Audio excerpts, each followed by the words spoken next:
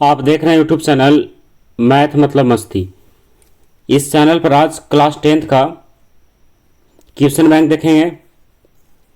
तो इस चैनल पर क्वेश्चन बैंक का एक सीरीज लगातार चल रहा है। इसके पहले वाले वीडियो में क्वेश्चन बैंक का बहुत सारा सेट कंप्लीट किया जा चुका है। आप अगर अभी तक उसमें से सेट को नहीं देखे हैं तो आप देख करके उसको कंप्लीट कर सकते हैं और उसके बाद आप इसमें फिर आगे बढ़ सकते हैं। तो चलिए शुरू करते हैं आज का क्लास। आज हम लिए हैं 2019 एनुअल प्रश्न का जो प्रथम पाली का प्रश्न है, जो संपन्न कब हुआ था, 23/2/2019 को हुआ था। और यह प्रथम पाली का प्रश्न है और ये विज्ञान का प्रश्न है। ये किस विषय का है? विज्ञान का है।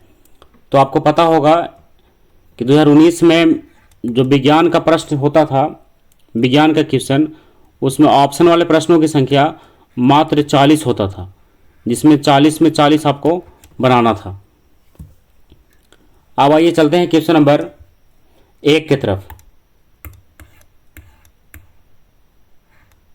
पहला प्रश्न है, जो टिंडल प्रभाव होता है प्रकाश की कौन सी परिघटना को दिखाता है? ऑप्शन ए में है प्रकाश का प्रवर्तन, प्रकाश का अपवर्तन, प्रकाश का विक्षेपण और प्रकाश का प्रकीर्णन। तो इसका सही उत्तर ऑप्शन नंबर डी यानी प्रकाश का प्रकीर्णन। तो टिंडल प्रभाव क्या दिखाता है? प्रकाश के प्रकीर्णन को दर्शाता है। क्वेश्चन नंबर 2 है, निम्न में से कौन सा असंतृप्त हाइड्रोकार्बन है? तो इसका सही उत्तर ऑप्शन नंबर सी यानी C2H4 क्या है? एक असंतृप्त हाइड्रोकार्बन है। अब आइए क्वेश्चन नंबर 3 में, निम्न में से कौन सा यौगिक ईंधन के रूप में इस्तेमाल किया जा सकता है? इथेनॉल, प्रोपेनॉल, इथेनोइक अम्ल या इनमें सभी? तो इसका सही उत्तर ऑप्शन नंबर ए यानी इथेनॉल का प्रयोग किसके लिए किया जा सकता है? ईंधन के रूप में किया जा सकता है। क्वेश्चन नंबर 4 है, निम्न में से कौन आहार श्रृंखला का निर्माण करता है? तो इसका सही उत्तर ऑप्शन नंबर बी यानी घास, बकरी और मानव। ये क्या बनाता है? एक आहार श्रृंखला बनाता है। अब आइए क्वेश्चन नंबर 5 में, मानव हृदय में कोष्ठों की संख्या कितनी होती है? 2, 3, 4, 5। तो इसका सही उत्तर ऑप्शन नंबर सी यानी 4। रासायनिक अभिक्रिया के दौरान किसी पदार्थ में ऑक्सीजन का ह्रास होता है। तो किस अभिक्रिया में ऐसा होता है जहां ऑक्सीजन का ह्रास देखने को मिलता है? तो किसमें मिलता है? अपचयन में। किसमें मिलता है? अपचयन में। अब क्वेश्चन नंबर 7 है, आधुनिक आवर्त सारणी में समूहों की संख्या कितनी है? तो आधुनिक आवर्त सारणी में समूहों की संख्या 18 है। समूह कहने का मतलब वर्ग, तो वर्गों की संख्या कितना है? 18 है। और एक और होता है आवर्त। एक और क्या होता है? आवर्त होता है। तो आवर्तों की संख्या कितना है? 7 है। और आपको ये भी जानकारी होना चाहिए कि आधुनिक आवर्त सारणी जो है मोसले के द्वारा तैयार किया गया है। किसके द्वारा? मोसले के द्वारा तैयार किया गया है। अब आइए क्वेश्चन नंबर 8 में, खाद्य पदार्थों के डिब्बों पर जिंक के बजाय टीन का लेप होता है। तो ऐसा क्यों होता है? तो ऐसा इसलिए होता है कि टीन की अपेक्षा जिंक जो है अधिक अभिक्रियाशील है। इसलिए क्या किया जाता है? जिंक के बजाय टीन का लेप चढ़ाया जाता है, क्योंकि टीन की अपेक्षा जिंक जो है अधिक अभिक्रियाशील है। तो ऑप्शन नंबर सी इसका सही है। अब आइए क्वेश्चन नंबर 9 में, निम्नलिखित में से कौन पुनरुद्वन का उदाहरण है? तो कौन सा उदाहरण है पुनरुद्वन का? तो ऑप्शन नंबर ए सही है यानी कौन है? हाइड्रा है। अब आइए क्वेश्चन नंबर 10 में, 10 का प्रश्न है, तांबे की तार की एक आयताकार कुंडली किसी चुंबकीय क्षेत्र में घूर्णी गति कर रही है।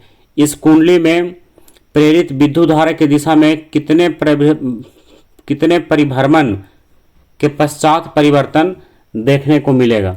कितने के पश्चात मिलेगा? ये मिलेगा आधे के पश्चात जो परिभ्रमण है वो देखने को मिलेगा। अब आइए क्वेश्चन नंबर 11 में, सल्फर परमाणु की बाह्यतम कक्षा में इलेक्ट्रॉन की संख्या कितनी होती है? तो कितनी होगा? 6 होगा, क्योंकि सल्फर का परमाणु संख्या 16 होता है। तो 2, 8 और 6 होगा। तो बाहरी कक्षा में कितना इलेक्ट्रॉन है?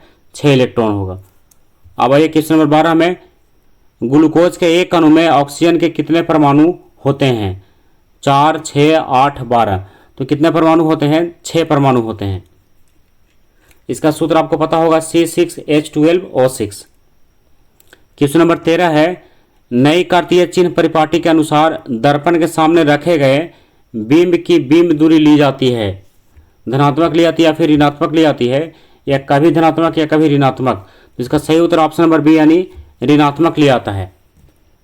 क्वेश्चन नंबर 14 है, पित्त रस कहाँ से स्रावित होता है, अग्नाशय से, यकृत से, छोटी आंत से या फिर इनमें से कोई नहीं। तो इसका सही उत्तर ऑप्शन नंबर बी यानी कहाँ से, यकृत से।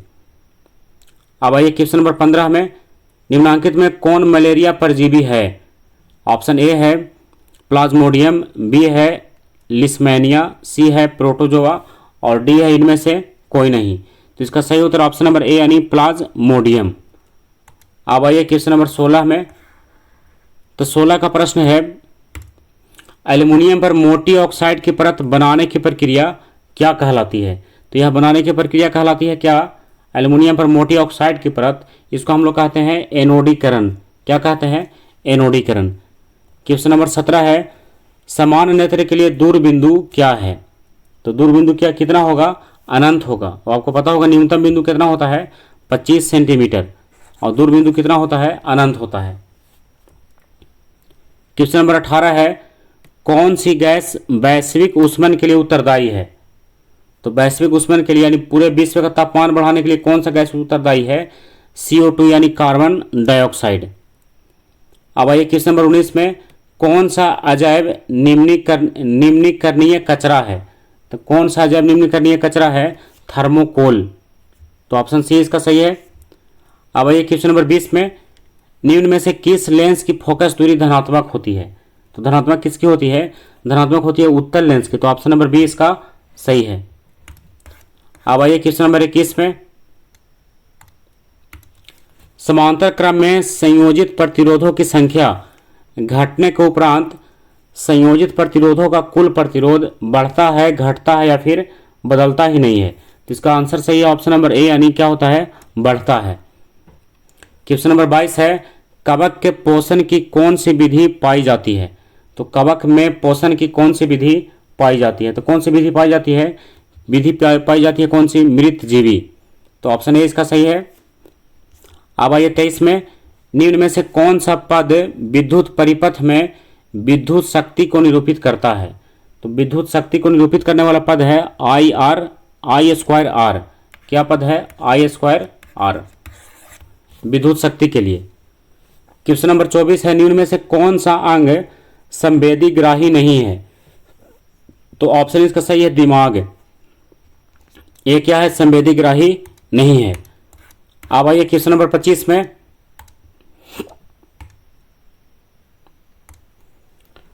क्वेश्चन नंबर 31 का प्रश्न है, निम्न में कौन गंगा प्रदूषण के लिए उत्तरदायी नहीं है। तो इसका सही उत्तर गंगा में मछली पालना, बाकी सब जो है गंगा प्रदूषण के लिए उत्तरदायी है। गंगा में कपड़ा धोना, गंगा में जले सबको बहाना, या गंगा में रासायनिक अपशिष्ट उत्सर्जन। क्वेश्चन नंबर 32 है कि पुष्प का नर जनन अंग कौन सा है। तो कौन सा है, पुंकेसर है। तो ऑप्शन ए इसका सही है। अब आइए क्वेश्चन नंबर 33 में, किस लेंस का उपयोग कर दूरदृष्टि दोष को दूर किया जा सकता है। तो किससे किया जा सकता है, उत्तल लेंस से किया जाता है। किससे, उत्तल लेंस से। अब क्वेश्चन नंबर 34 है, विरंजक चूर्ण का रासायनिक सूत्र क्या है। तो विरंजक चूर्ण का सूत्र बताना है। तो इसका सूत्र है CaOCl2, CaOCl2। तो ऑप्शन बी इसका सही है। इसको ऐसे भी लिख सकते हैं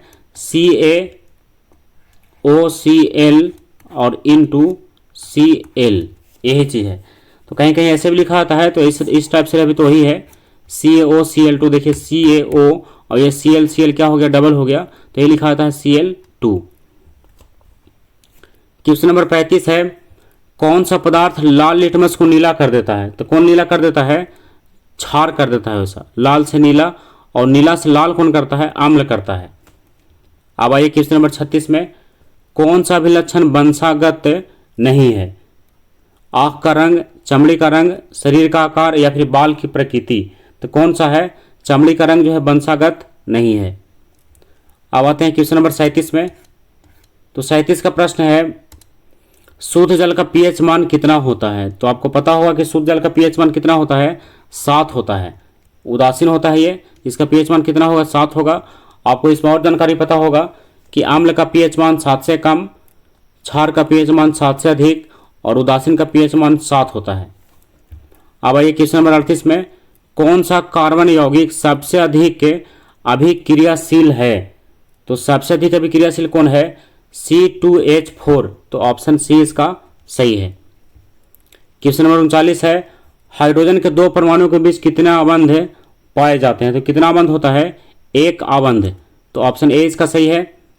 क्वेश्चन नंबर 40 है, विद्युत ऊर्जा का व्यापारिक मात्रक क्या है? तो विद्युत ऊर्जा का व्यापारिक मात्रक बताना है, वाट है, वाट बटा घंटा है या फिर यूनिट है। तो इसका सही उत्तर ऑप्शन नंबर सी यानी यूनिट। यानी हमारे घर में जो मीटर लगा हुआ रहता है बिजली बिल का, वो किस में माप करता है? वो यूनिट में माप करता है। तो आज के क्लास में क्वेश्चन नंबर 1 से लेकर के क्वेश्चन नंबर 40 तक कंप्लीट हो गया। अब आज हम लोग सेट देख रहे थे 2019 का। ये कब का सेट है? 2019 का है, एनुअल प्रश्न का। आज हम लोग सेट देख रहे थे। तो आज के बाद अगले क्लास में फिर से हम लोग किसी अगला सेट को देखेंगे जो विज्ञान या और किसी सब्जेक्ट से रिलेटेड होगा। तब तक के लिए आप इसको रिवीजन कीजिएगा और इससे रिलेटेड और अन्य प्रश्नों को भी सोल्व कीजिएगा। तब तक के लिए